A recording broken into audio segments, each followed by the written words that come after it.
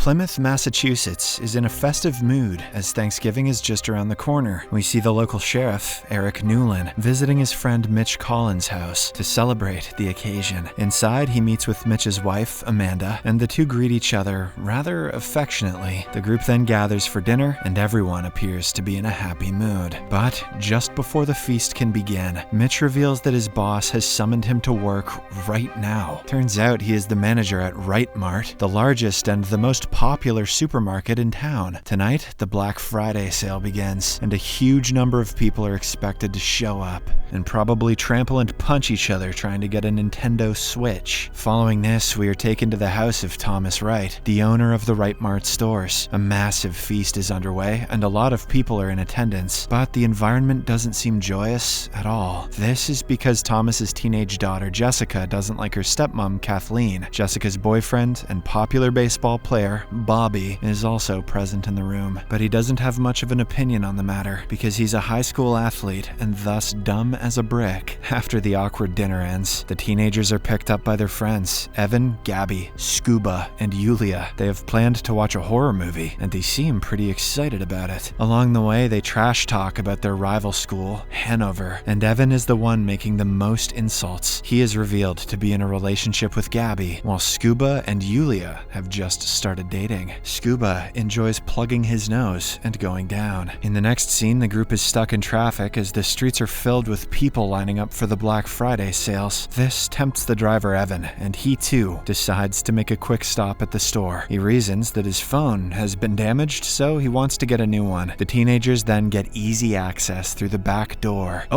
As Jessica's dad is the owner of the place. While on their way, Jessica bumps into one of her classmates, Ryan, who has a massive crush on her. He attempts to initiate a conversation, but Bobby intervenes and takes her away. "You just struck out," says Bobby. Outside at the gates, the crowd has reached dangerous levels. They are growing unruly and impatient with each passing second. To make matters worse, one of the Hanover kids, Lonnie, spots our protagonists inside the store. This infuriates him, and he provokes the others about the injustice. Sheriff Newlin and Amanda have also arrived at the store to do some shopping, but they are completely unaware of what's happening outside. Just then, the barrier guarding the crowd breaks, and thousands of people run towards the store. This causes a stampede as the main gate is still locked. Mitch and his colleagues look on in horror as several people are crushed against the glass wall. Before they can do something about it, the glass shatters, causing absolute carnage in the store. As the people rush inside, one of the guards is trampled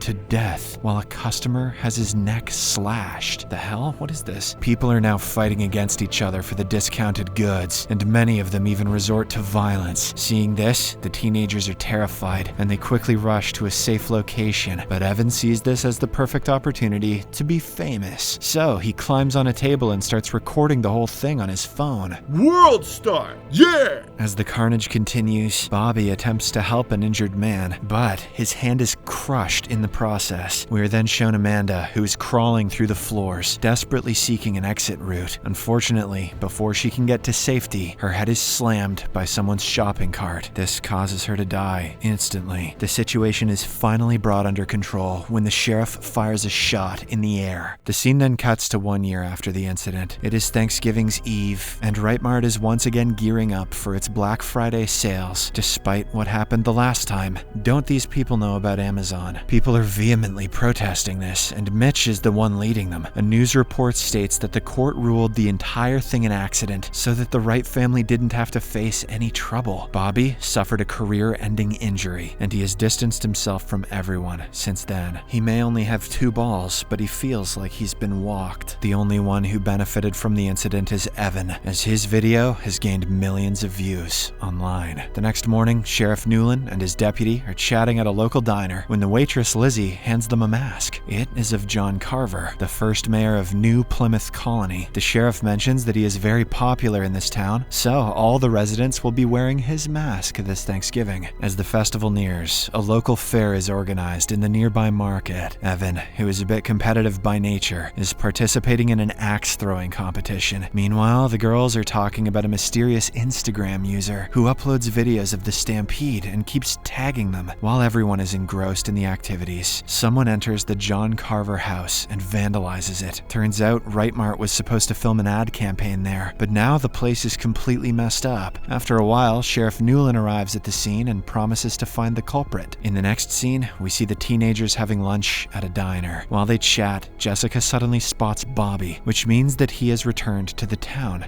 This makes her emotional, but she chooses to forget about him. Right then, an Instagram user by the name of John Carver uploads a creepy post, which includes a table ready for Thanksgiving dinner. He tags all of the teenagers as usual, but doesn't give much context. Disregarding this, the group continues with their chit-chat. Jessica reveals that she has started dating Ryan, as he has always cared for her. The others find him a bit shady, but Ryan suddenly shows up and impresses them by handing them some match tickets. Back at the diner, we see Lizzie preparing to head home. It is revealed that she is the same woman who accidentally killed Amanda on that fateful night. As she approaches the door, suddenly, a guy wearing a John Carver mask attacks her. He beats her up before sticking her face into the frozen refrigerator door. The killer then goes to retrieve his axe, intending to kill her. Lizzie somehow manages to free herself by painfully tearing off her flesh. She rushes out of the back door and attempts to get into her car, but finds that it has been locked. Terrified, she tries to hide in a dumpster, but the killer slams her with her own car, splitting her in half. How's that for 50% off discount? When the sun rises, a large crowd gathers outside the Rightmart store, where Lizzie's lower half body is hanging. Simultaneously, the teenagers are tagged in a new Instagram post, which depicts the same mutilated body. Jessica then checks the previous post and discovers that all of their names are written on the dinner table. Terrified, she immediately calls her dad, explaining that they are in danger. However, Thomas Wright isn't going to be intimidated so easily. He tells his daughter that the Black Friday sales will go ahead as planned. Meanwhile, with pressure mounting on the officers, Sheriff Newlin finally begins an investigation into the case. He checks the CCTV footage at the diner and is shocked to find the killer wearing a John Carver mask. Without wasting any time, he calls the teenagers to his office and inquires if they know anyone who would want to hurt them. However, all of them answer in the negative. Later, Jessica runs into Bobby, who is back in town to help his uncle. Since the two haven't met in almost a year, they start off awkwardly but soon start talking as friends. Bobby explains that he spiraled into depression after his baseball career ended. He wanted to be alone, just hang out in the outfield for a while, and that's why he ghosted all his friends. Jessica promptly forgives him and says that she has something to share as well. She reveals that her stepmother, Kathleen, deleted the security footage from that fateful night, fearing that they would face lawsuits, but they still have a backup in her dad's office, and she's planning to retrieve it. As the two continue talking, Ryan suddenly arrives and gives Jessica a kiss on her cheeks.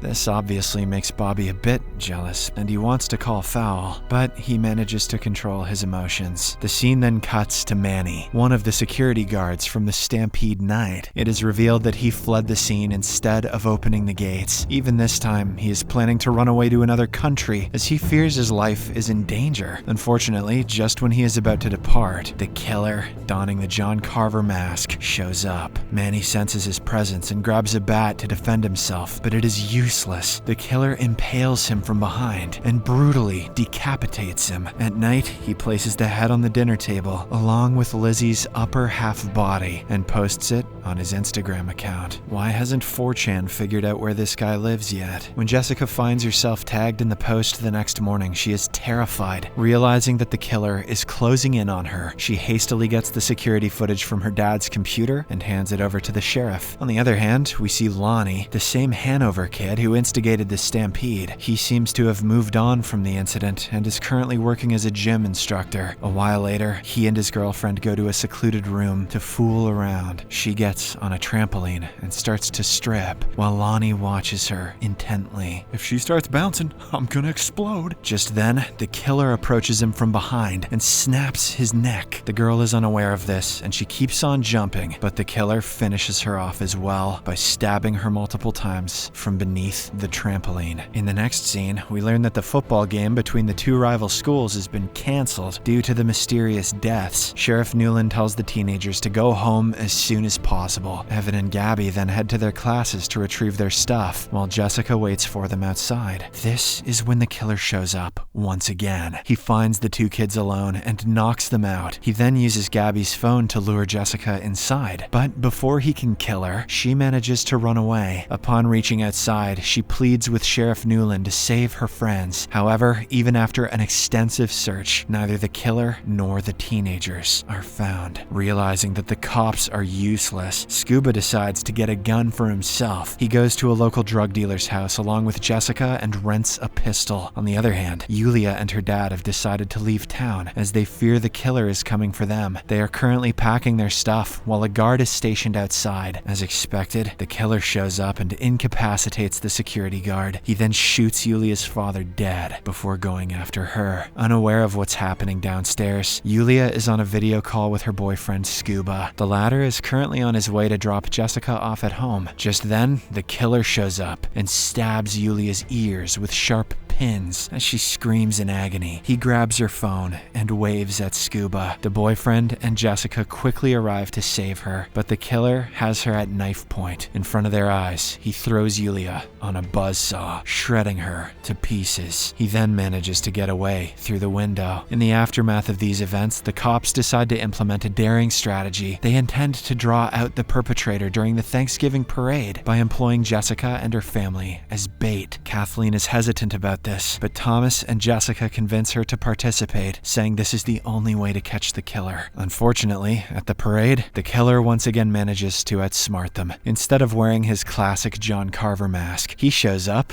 in a clown costume, much less conspicuous. He gets to work by decapitating a mascot and throwing smoke bombs everywhere. This causes absolute chaos, and the police are unable to get to him. The killer then corners Jessica and her family in a car, tranquilizes them, and drives them away. When Kathleen wakes up that night, she finds the killer preparing her like a turkey. She momentarily manages to run away, but he catches up to her and cooks her in the oven, giving her a painful death. The GTA Game Over screen pops up, but it says, "Basted." In the next scene, Kathleen's roasted body is brought to the dinner table, horrifying everyone. The guests are Jessica, Thomas, Scuba, Evan, and Gabby. They are all tied up to their respective chairs. The killer then takes the dinner to the next level by going live on Instagram and smashing Evan's head with a hammer. He then turns his attention to Thomas and tries to feed him Kathleen's meat. During this, Jessica somehow manages to free herself using her secret ring. She hands it over to Scuba, granting him freedom as well. The two then attack the killer and make a run for it. After a while of running, Scuba tries to take on the killer himself. He gets injured in the process, but he does manage to buy Jessica enough time to escape. She dashes through the dark woods before eventually arriving at the town center. There, she is greeted by a grim sight. Sheriff Newland is lying unconscious on the ground. Just then, she sees someone entering the nearby warehouse. Thinking that it is the killer, Jessica grabs the sheriff's gun and goes after him, but to her shock, she discovers that he is none other than her ex, Bobby. That was so obvious, but I didn't want to say anything. Just then, the sheriff comes running to her and asks her to get out. He then fires at Bobby, but the latter manages to get away. Later on, some more cops arrive at the scene and inform Jessica that her friends and dad have been rescued. Sheriff Newland then has a private conversation with her, where he promises to find Bobby, but at this point, Jessica discovers something shocking. The sheriff has brambles on his shoes, the same ones she saw in the forest earlier. This proves that the John Carver killer is none other than Newland himself. Oh,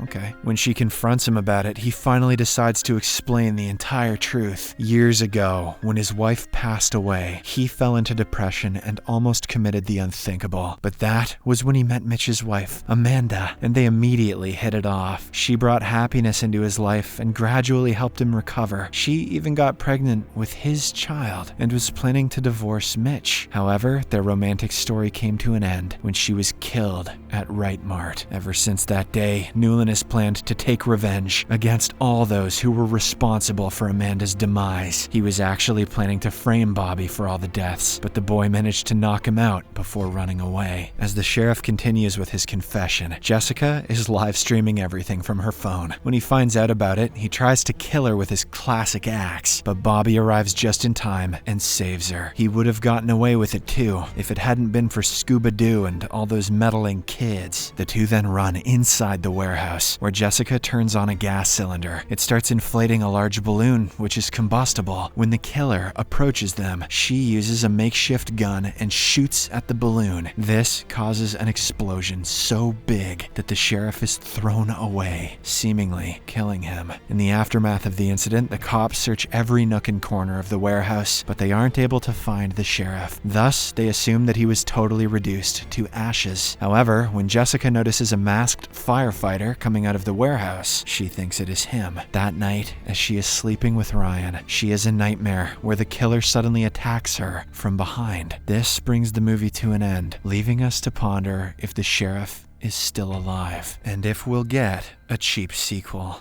Subscribe for more videos like this, turn on notifications, and leave a like to help the channel out. Thank you for watching.